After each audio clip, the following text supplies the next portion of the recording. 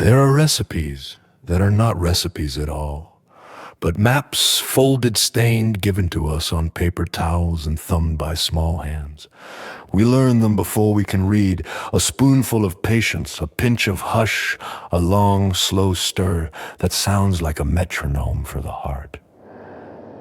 When the house shifted and the wind chewed at the corners, someone would open a pot and the sound of steam was like a lighthouse chicken simmering until the bones let go of summer. Broth thick as memory, clear as forgiveness, you would press your nose to the rim and time would soften. Trouble could not find you in the steam. Mac and cheese, gold like a coin you never spent, melted until it made a cradle for elbows and apologies. The kind that came in the winter of scraped knees and late homework, when the world felt too big and the kitchen light too small. You spooned it in, and each bite plugged a leak you didn't know you had. There are breads that sing, cornbread crumbly as a promise. Warm loaf split down the middle like a secret past in low voices. Hands butter it, and the butter slides like a small sun, and for a moment the day tips on its axis, and everything rights itself again. Porridge soft as a lullaby, meant to be eaten with a spoon the size of a ship's oar. It held the mornings when mouths were slow and the sky was thin. It showed you how to begin.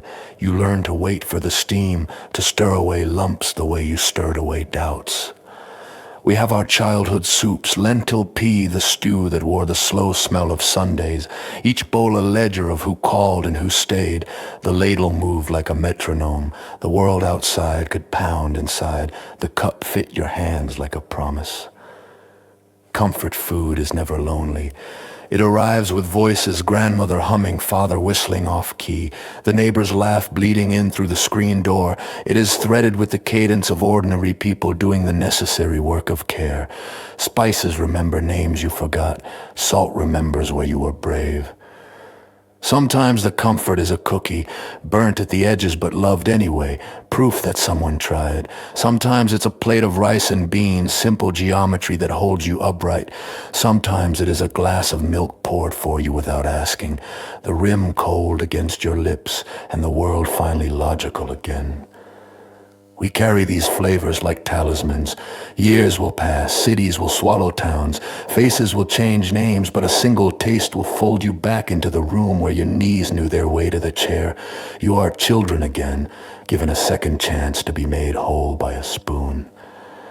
These dishes are not cure-alls, they do not erase the ledger of sorrow, but they are the first responders, warm compress for the chest, a bandage for the edges of a day. They are the small, steady miracles that say you are seen, you are fed, you are kept. So when the world begins to unclasp at the seams, make a pot of something remembered. Let the pulse of the spoon mark out the hours. Invite someone in, or simply sit with the sound of your own breath and a bowl between your hands.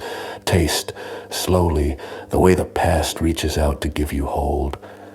In kitchens of our childhood, we learned the language of belonging. Stir, simmer, serve. The grammar was simple and strict, the verbs healed. We learned to come home for reasons smaller and truer than reunion, for warmth, for flavor, for a hand that passes a plate as if to say you matter. And that, if you will let it, is enough to lead you back.